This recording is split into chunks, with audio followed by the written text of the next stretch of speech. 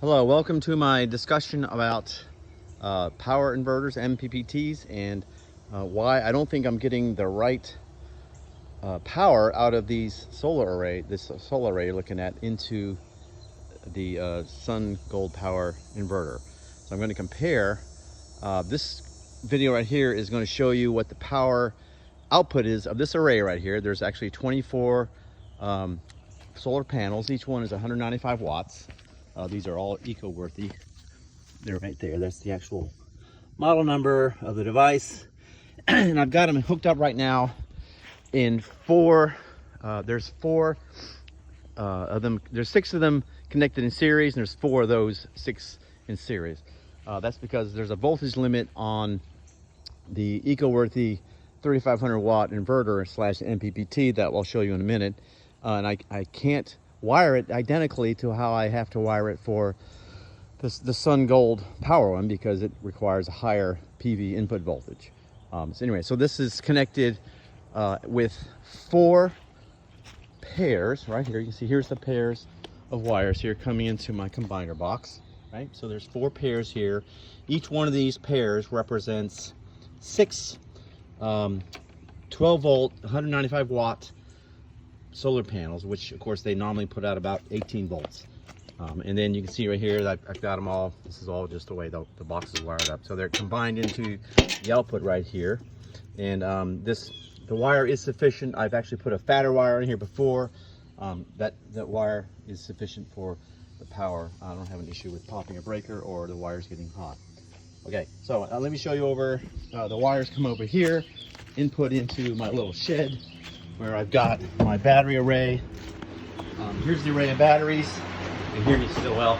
There is 12 batteries there. They're configured in 3 48 volt series, and then parallel together. And they go, right now they're going into this Eco-Worthy solar hybrid inverter. And these are actually, here's a good picture of one right there. They're also Eco-Worthy. They're 12 volt, 100 amp hour, lithium iron phosphate batteries. Okay, so over here on this display, what you're looking at is, let me just get to the right relevant displays. Let's see. Interesting. There is, it looks like the batteries are already charged, because it's actually not using the solar array right now at all, because it doesn't need to. I need to put more of a load on this thing, I suppose. So right now I see a fan running right there. It's running off of the battery. There's no connection to external AC right here. You see the AC in there's nothing there. There's the AC out. Here's the battery input, and then there is the solar panel input as well. And this thing is running so efficiently that it's able to keep the batteries nice and charged. See, it's at 54.2 volts. It's outputting from the inverter 120 volts of AC. There is the input voltage right now is 128 coming off all those. Again, there's a limit of 150. That's why I have to use 6 solar panels in series. I can't do a higher number. Now, when I'm going to reconfigure my array to power the SunGoldPower inverter, which is underneath this one, by the way, because it requires a higher input voltage. This 120, I think, is the minimum, but I want to get more in series so that I have a higher chance of actually doing some conversion. So this may not be the best test, because I realized that this inverter will actually control.